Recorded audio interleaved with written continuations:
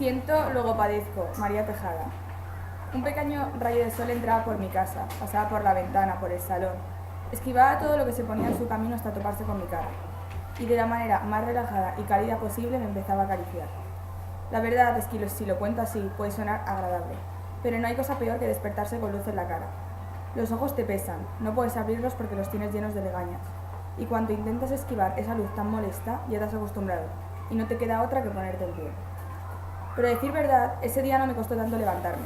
Quiero decir, la luz me molestó como nunca, y mis pensamientos llenos de enfado, desesperación y angustia iban creciendo poco a poco, por el hecho de no poder dormir ni un segundo más. A medida que iban creciendo todos esos pensamientos, desde lo más profundo de mi interior floreció un recuerdo, una idea, una simple fecha que consiguió que aquello de madrugar no fuese para tanto. Era mi cumpleaños. Por fin había llegado el día. Yo tenía 8 años, ya era mayor, o por lo menos es lo que mi padre había dicho siempre. Mi padre era cazador. Durante el día no estaba mucho tiempo en casa, y cuando llegaba siempre comía solo, apartado de mis hermanos, de mi madre y de mí, y luego siempre había aviso si iba a dormir. Era un hombre bastante frío, bastante antiguo en sus valores y forma de vivir. Siempre hablaba de lo duro que había sido sacar una familia adelante, y que cuando nos llegara el momento debíamos hacerlo igual que él. En cambio luego estaba mi madre, los pilares de la casa, aquella mujer que siempre era la última en acostarse y la primera en levantarse.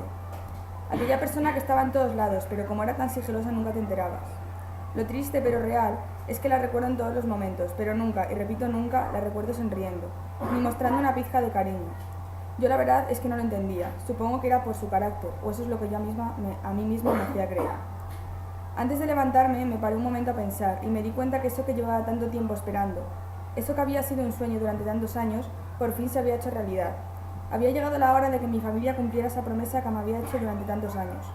Solían decir dos cosas, uno mucho más que la otra, pero bueno, también lo decían. Ellos estaban todo el día recordándome que debía prepararme porque cuando cumpliera los 8 años iba a ser mujer, que por fin sería una adulta.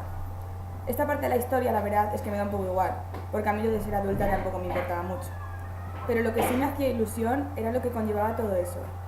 Tras tanto insistir, tantos lloros, pataletas, me dejarían ir a la escuela y finalmente poder ser profesora. No podía perder ni un segundo más remoloneando en la cama, por lo que de un salto me levanté y fui a jugar a la calle.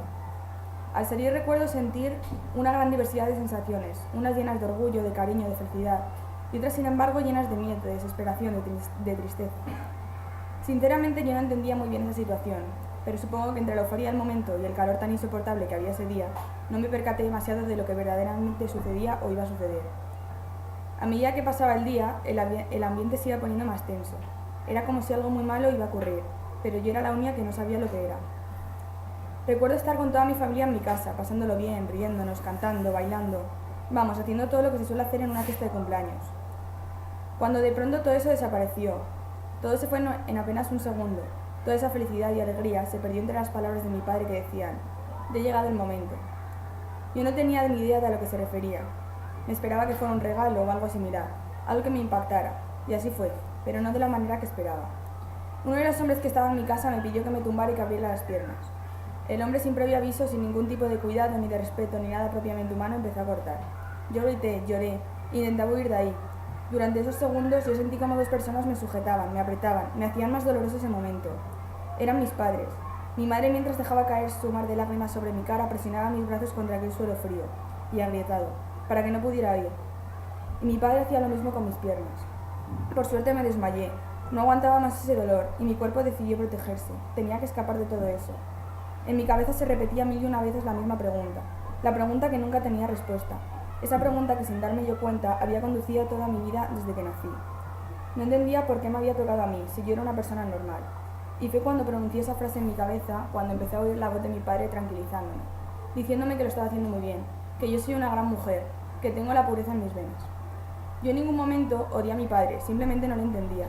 No entendía por qué me hacía sufrir tanto, no entendía por qué me hizo ser tan débil.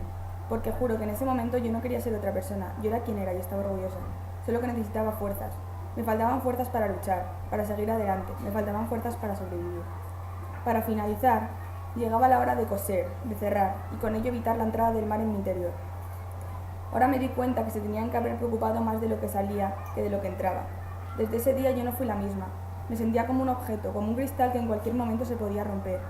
Esa fuerza que siempre había tenido desapareció. Se fue cuando hicieron aquel corte. Ya no quería ir al colegio, no quería jugar, no quería hablar, no quería vivir. Siento decirle que tras unas serias complicaciones en el parto, su esposa y su hija han fallecido, le dijo el doctor a mi marido. Mis fuerzas han llegado hasta donde han podido, y hoy era el final. Sonará un tanto egoísta, pero cuando me he enterado de que iba a traer una niña al mundo, de manera inconsciente mi cuerpo ha evitado que esa niña naciera, que esa niña sufriera lo mismo que yo.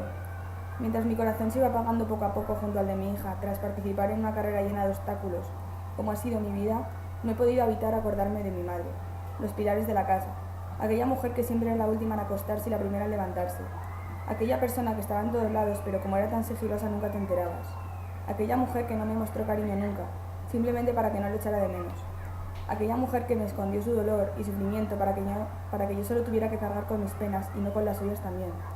Yo, Asamala Anami, nací el 19 de abril de 2002 en Kenia y a la edad de 8 años fui mutilada.